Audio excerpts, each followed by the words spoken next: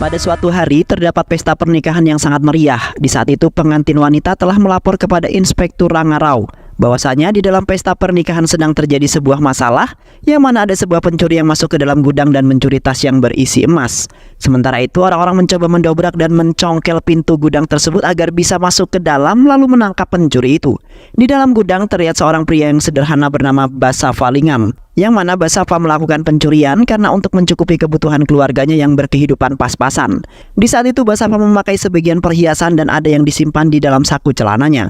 Basafa kemudian melumuri bajunya dengan bensin lalu bajunya dibakar. Tak lama kemudian Basafa keluar dari dalam gudang yang mana api telah menyala di baju Basafa, yang membuat orang-orang tidak bisa menangkap dan hanya bisa mengejar saja karena takut terkena api.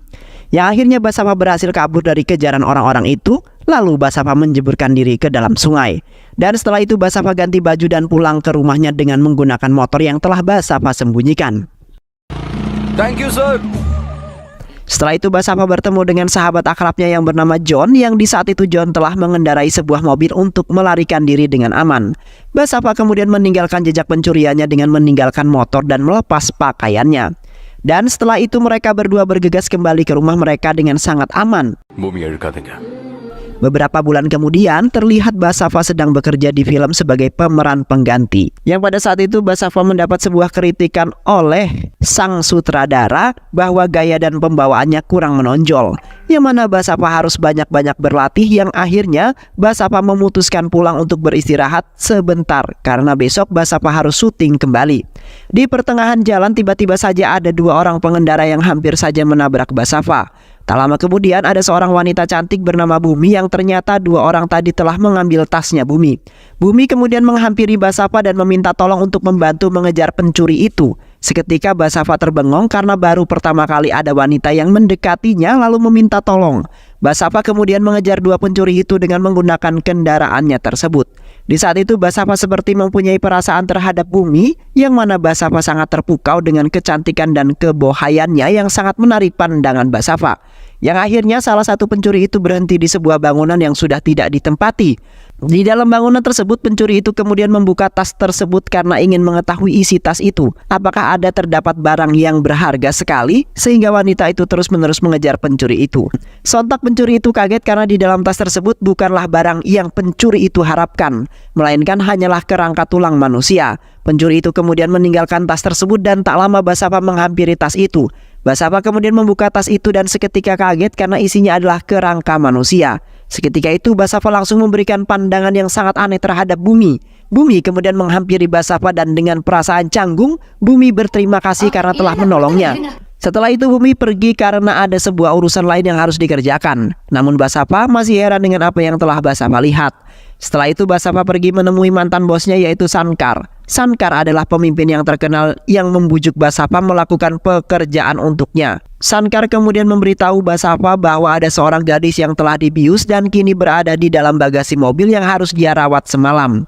Basafa kemudian membuka bagasi mobil tersebut untuk melihat wanita yang ada di dalamnya. Sontak Basafa kaget setelah membukanya, yang ternyata wanita itu adalah Bumi, dan setelah itu Basafa menutup bagasi mobil itu kembali. Di malam harinya Basafa dan sahabat akrabnya John hendak pergi ke suatu tempat. Di saat itu mereka menemukan seorang gadis yang bernama Gita yang tak sadarkan diri di pinggir jalan. Yang di saat itu sepertinya baru saja mengalami kecelakaan dan nampaknya kepalanya membentur akar pohon yang sangat besar. Mereka berdua kemudian membawanya untuk mendapatkan bantuan karena sudah terluka parah. Tak lama kemudian Inspektur Ranga tidak sengaja lewat di jalan di mana Gita kecelakaan. Inspektur Ranga kemudian turun karena terlihat ada sebuah sepeda motor yang hancur dan ada bercak darah di sebuah akar pohon. Inspektur Ranga kemudian mengecek darah tersebut, yang ternyata hanyalah darah ayam, yang mana Gita hanya berpura-pura saja dan akan membunuh pengendara yang menolongnya. Inspektur Ranga kemudian menghubungi polisi yang lain untuk memeriksa setiap bau tangan pengendara di pos pemeriksaan. Yang pastinya pengendara tersebut membopong Gita ke dalam mobil. Di sisi lain para polisi segera mengidentifikasi pengendara yang lewat di pos pemeriksaan. Sementara itu Basafa kebetulan lewat di jalan yang sedang mengadakan pemeriksaan. Tak lama kemudian polisi akhirnya menemukan pengendara yang dikatakan oleh Basafa yang mempunyai bau darah ayam di tangannya. Basafa kemudian langsung tancap gas karena Basafa takut ingin ditangkap karena Basafa tidak mengetahui apapun. Yang akhirnya Basafa berhasil lolos dari kejaran polisi dan berhenti di dalam hutan. Di malam itu ada satu kunang-kunang ajaib yang hinggap di atas mobilnya Basafa. Basafa kemudian mengikuti kunang-kunang tersebut karena sepertinya memberikan sebuah petunjuk, dan benar saja kunang-kunang itu membawa Basafa untuk melihat ke sudut hutan yang di saat itu dipenuhi kunang-kunang yang sangat megah yang telah menerangi jalan setapak itu. Basafa dan John kemudian berkendara menelusuri jalan tersebut karena ingin mengetahui arah jalan itu. Tak lama kemudian Basafa dan John sampai di sebuah desa misterius yang bernama Bairapakona. Mereka berdua kemudian meneruskan perjalanan mereka dan memasuki pedesaan tersebut. Namun di saat itu seorang pria aneh berada di atas mobil mereka lalu memperingatkan mereka berdua bahwasanya tidak akan ada jalan keluar begitu mereka memasuki desa itu. Tetapi mereka berdua tidak memperhatikan pria itu dan tetap meneruskan perjalanan mereka. Di saat Basafa dan John telah memasuki desa Bairapakona, terlihat di mana mereka melihat orang-orang aneh menyembah dewa Bairafa. Dan mereka berdua juga telah melihat ada dua orang yang diikat di tiang dan dipecuti yang nantinya akan dijadikan sebuah persembahan. Mereka kemudian bertanya dengan salah satu penduduk di sana yang mana mereka ingin bertemu dengan Dokter Narapa. Dikarenakan mereka harus merawat Gita yang sedang terluka karena setelah mengalami sebuah kecelakaan. Basafa dan John kemudian meminta kepada Dokter Narapa untuk merawat Gita yang sedang pingsan.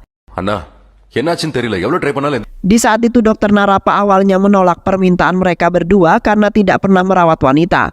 Namun Basafa memaksa dan akan membunuhnya jika Dokter Narapa tidak ingin menuruti permintaan mereka. Yang akhirnya Dokter Narapa merawat Gita dengan sangat terpaksa.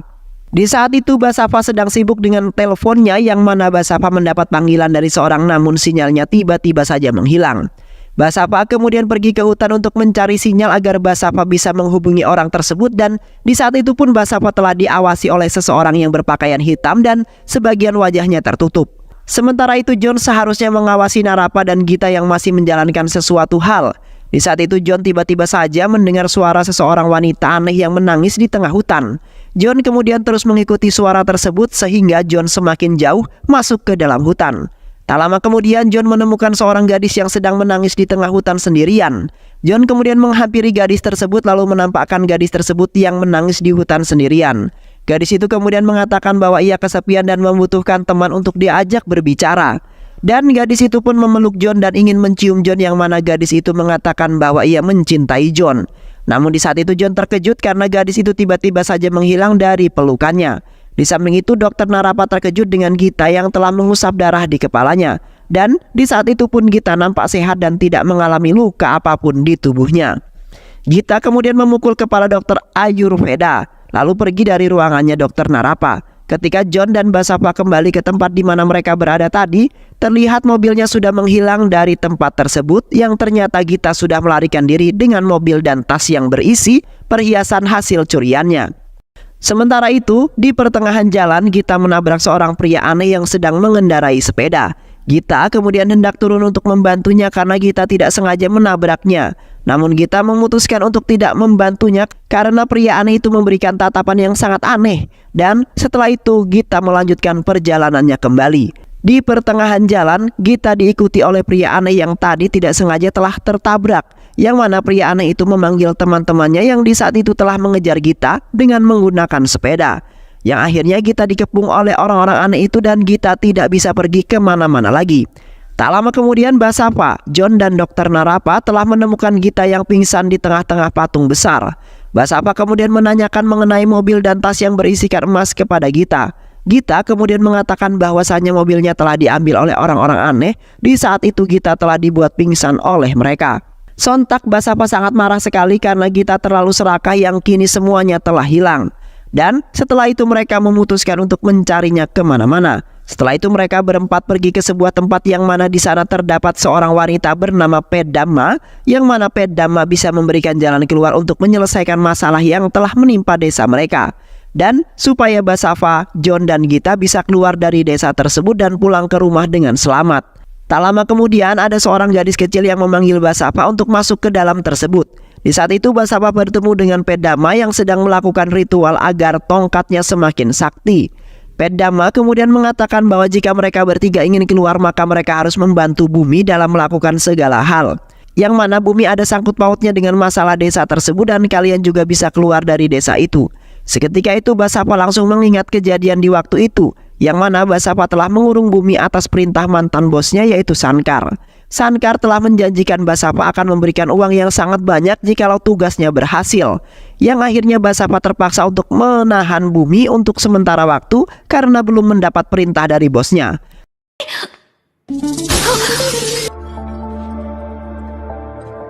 Setelah itu, Basava mencari angin karena bingung harus melakukan apa, yang mana Basava harus menyelamatkan Bumi atau mematuhi perintah bosnya agar bisa mendapatkan uang yang sangat banyak. Di saat itu ada seorang yang ingin mencelakai Basava dari dalam semak-semak.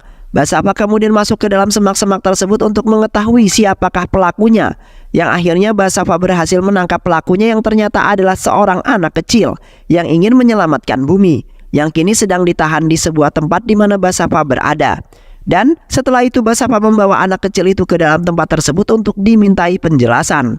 Di saat itu Bumi menghampiri Basava yang sedang bersama anak kecil itu, yang mana anak kecil itu adalah salah satu anak yang satu desa dengan Bumi dan kedatangannya ingin menyelamatkan Bumi. Bumi kemudian menceritakan mengenai asal-usulnya sampai menjadi incaran bosnya Basava. Yang di waktu itu Bumi berasal dari desa utopis yang mempunyai masyarakat yang bersuku, di mana tidak ada seorang pun yang mengklaim harta benda pribadi mereka dan hidup berdampingan secara damai dengan yang lainnya. Sementara itu bos Basava yaitu Sankar telah mengetahui tentang desa tersebut dan ingin membeli tanah untuk didaftarkan atas namanya sendiri.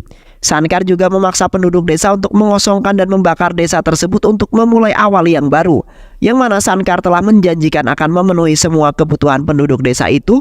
Namun setelah pindah ke kota, nyatanya semua orang yang makmur di tanah kelahirannya kini berubah menjadi pengemis dan orang rendahan di kota. Beruntungnya pengacara mereka juga tidak dapat membantu mereka, karena Sukla menyuap pejabat pemerintah yang memerlukan kesaksian sebagai bukti utama. Bumi berpikir bahwa hanya para pendahulu mereka yang dapat membuktikan bahwa tanah tersebut adalah milik mereka.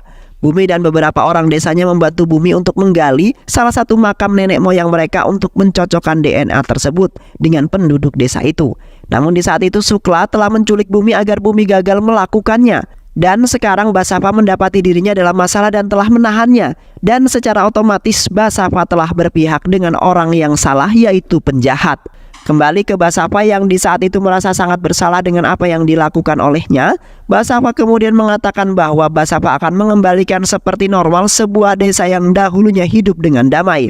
Tak lama kemudian Basava mendengar suara orang-orang yang di waktu itu telah merampas mobil serta perhiasan Basava. Basava kemudian memberhentikan orang-orang tersebut lalu memaksa untuk memberitahu bahwasannya dikemanakan mobil dan perhiasannya itu. Namun orang-orang itu tidak mengakuinya dan malah pergi dari hadapan Basava. Yang akhirnya Basava mengejar orang-orang tersebut dengan menggunakan sepeda yang telah didapatkannya dari salah satu dari orang-orang itu.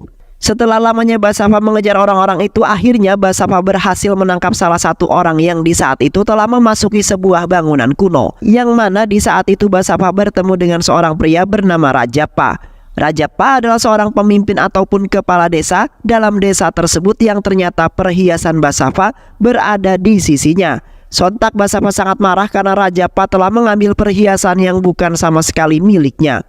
Rajappa kemudian menghampiri Basava sembari mengatakan bahwasanya maksud dari Rajappa mencuri perhiasan itu dikarenakan sama persis dengan perhiasan Rajappa, yang mana Rajappa telah memakaikannya kepada putri kecilnya di waktu dahulu di saat desa tersebut masih dalam keadaan damai.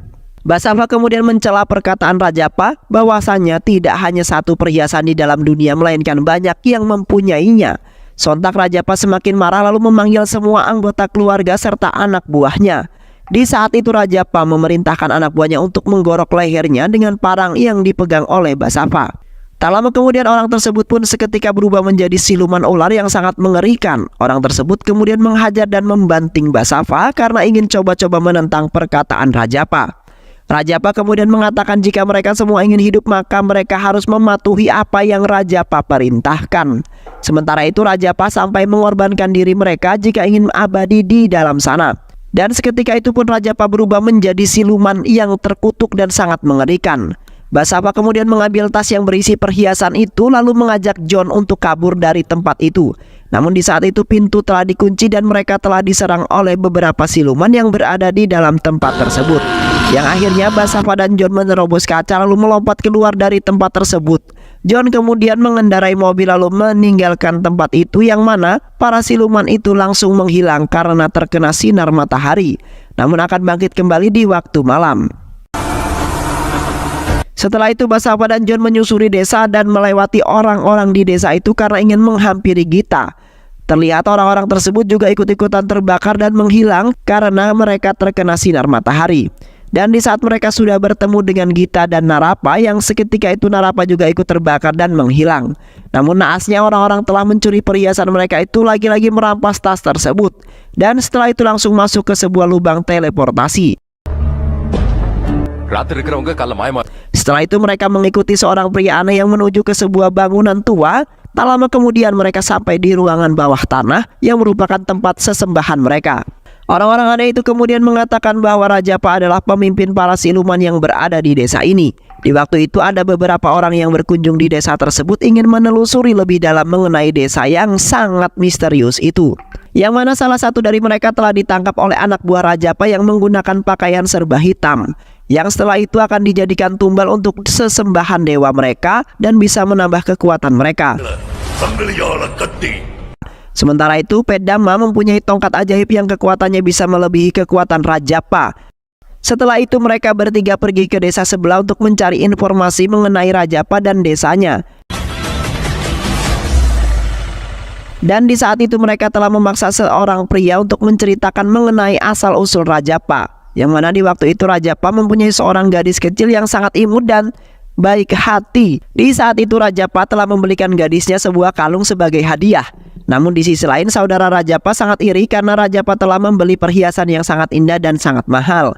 Saudaranya itu kemudian mencuri perhiasan tersebut secara diam-diam dan di saat itu pun telah ditangkap basah oleh Rajapa, namun malah didorong dari tingkat atas oleh saudaranya itu, yang membuat Rajapa tewas di waktu itu juga. Basava dan Gita kemudian mencari informasi yang sangat jelas ke seluruh tempat karena ingin mengetahui seluruh keluarganya yang kini belum diketahui oleh mereka dan menjadi permasalahannya. Mereka kemudian mencuri sebuah mobil jeep milik seseorang agar mereka bisa pergi ke desa itu dan kabur dengan selamat. Di malam harinya Basava, John, dan Gita sampai di desa tersebut, di mana para penduduk desa itu keluar dari lubang teleportasi yang menjadi tempat persembunyian mereka di pagi hari dan seperti biasa mereka melakukan sesembahan terhadap Tuhan mereka di malam harinya. Sementara itu Pedama memerintahkan pria botak itu untuk menjalani sebuah ritual untuk meningkatkan kekuatan tongkatnya yang mana agar Pedama bisa mengetahui lebih jelas mengenai bahaya-bahaya yang akan datang. Serta Pedama bisa melindungi penduduk lainnya dari kejahatan yang bisa datang kapanpun. Di sisi lain Basava dan John mendatangi tempat di mana Rajapa bertempat. Di saat itu mereka tidak sengaja melihat Rajapa sedang berbincang-bincang dengan Dokter Narapa.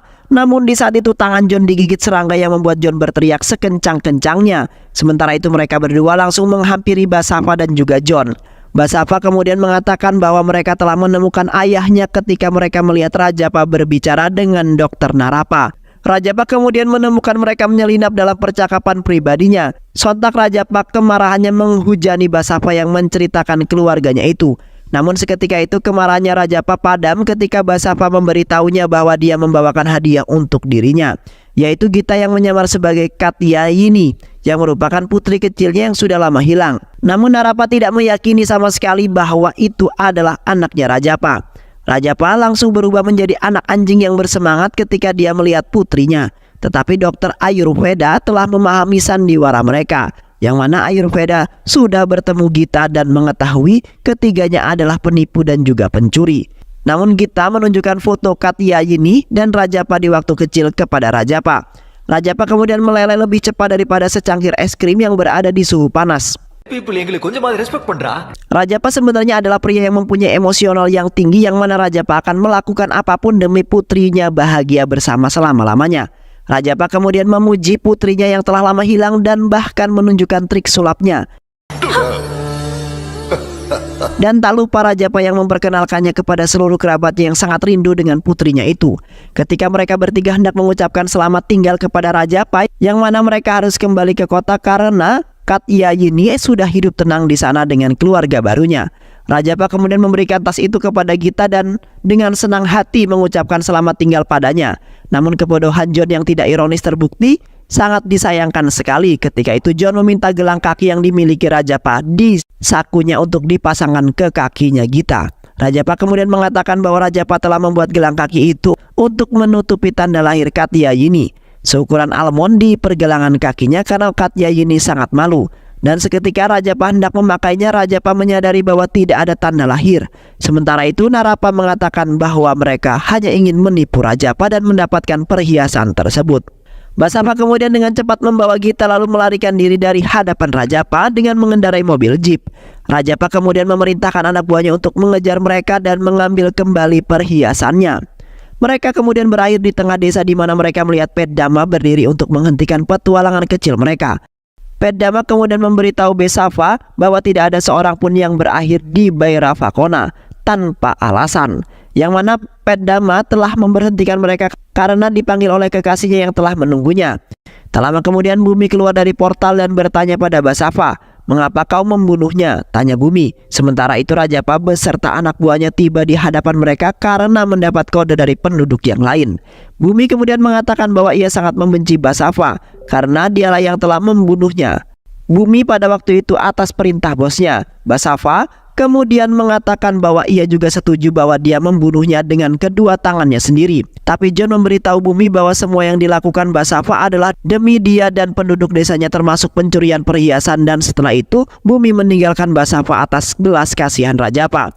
Rajapa kemudian memerintahkan dan membiarkan anak buahnya menimpakannya. Yang di saat itu Basava telah diajar habis-habisan oleh Rajapa dan anak buahnya, sehingga Basava terkapar dan tak berdaya. Sementara itu Bumi menghampiri Peddama karena Peddama adalah seorang peramal. Bumi kemudian bertanya pada Peddama apakah Basava tidak bersalah atas semua hal yang diketahui oleh Bumi. Peddama kemudian menawarkan Bumi untuk membiarkan dan melihat kebenarannya sendiri. Peddama kemudian mengeluarkan seberkas cahaya menyinari tangan Peddama dan Peddama menjelaskan bahwa 4 halaman Garuda Purana yang hilang akan mengungkap kebenarannya. Peddama juga menasihati Bumi untuk melepaskan kebenciannya terhadap Basava dan menerima bahwa dia bukanlah Rahwana menurutnya. Bumi kemudian setuju untuk melihat kebenarannya lalu menyentuh cahaya yang berada di tangan Peddama, dan sekilas cahaya tersebut membawa Bumi ke hari di mana ia terbunuh. Bumi kemudian menghindari penawaran Basava yang melarikan diri dari tempat Basava menahannya. Namun dalam perjalanan pulang Sankar dan anak buahnya telah mengepung dan ingin menangkapnya. Di saat itu Basava segera menyusul mereka dan mulai menjatuhkan anak buah Sankar. Namun di saat bertarung dengan mereka, Basava secara tidak sengaja menggorok leher Bumi, yang mana Basava mengira Bumi adalah salah satu anak buah Sankar. Basava kemudian bersumpah kepada Bumi untuk mengembalikan rakyatnya ke tanah asal mereka. Dan setelah melihat apa yang sebenarnya terjadi, Bumi mengatakan bahwa ia akan memaafkan Basava. Di samping itu terlihat Basava sudah setengah mati sekarang, tapi pendeta sedang melakukan ritual dengan tongkat Padama, yang mana tongkat itu terbang ke arah Basava yang hampir saja kalah. Setelah mendapatkan tongkat ajaib, Basava kemudian segera bangkit kembali dan melawan Rajapa dan anak buahnya. Terlihat Basava berhasil mengalahkan Rajapa dan anak buahnya dalam sekejap. Basava kemudian menghampiri Rajapa yang hampir saja dibunuh agar bisa melepaskan Basava dan yang lainnya. Basava kemudian meminta kepada Rajapa untuk melepaskan upaya balas dendamnya yang tidak ada gunanya itu, yang mana Rajapa sangat ingin membalas dendam pada orang yang telah membunuh dirinya. Basava kemudian mengungkapkan bahwasanya pria itu telah mengadopsi anak Rajapa, yaitu Katyayini, setelah kematiannya.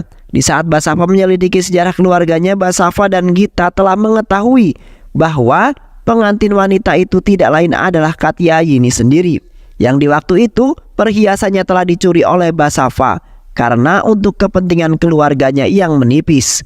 Namun di saat itu Rajapa masih menganggap Basava berbohong dan mengada-ada. Tak lama kemudian Bumi pun datang lalu menjelaskan kepada Rajapa, yang mana Bumi sangat menjamin bahwa Basava adalah orang yang jujur, yang akhirnya hati Rajapa terbebas dari belenggu balas dendam yang sangat mendalam atas kematiannya. Setelah itu Bumi serta Basava bisa bertemu kembali, namun Basava tidak rela harus kehilangan Bumi lagi karena sudah banyak kenangan yang sangat melekat di hatinya. Tak lama kemudian matahari sudah hampir terbit, terlihat Bumi dan Basava duduk berdua untuk menghabiskan kebersamaan sebelum Bumi meninggalkannya. Sementara itu Rajapa melihat putrinya menggunakan ponsel, yang mana Rajapa sangat merindukan dan ingin bertemu. Namun kini impian Rajapa sudah hilang karena Rajapa tidak akan pernah kembali untuk selamanya. Basava kemudian memastikan orang-orang dekat Bumi akan kembali ke rumah mereka. Di saat Basava telah mendapatkan penebusan melalui itu, dan setelah itu pun Rajapa, Bumi, Narapa beserta penduduk desa itu menghilang lalu masuk ke dalam lubang teleport, yang nantinya mereka tidak akan pernah kembali ke desa itu lagi alias akan abadi di dalam lubang tersebut. Beberapa hari kemudian Basava membawa orang-orang terdekat Bumi untuk tinggal di desa Baira Fakona. Kini Basava berhasil mewujudkan janjinya terhadap Bumi yang sangat dicintainya itu.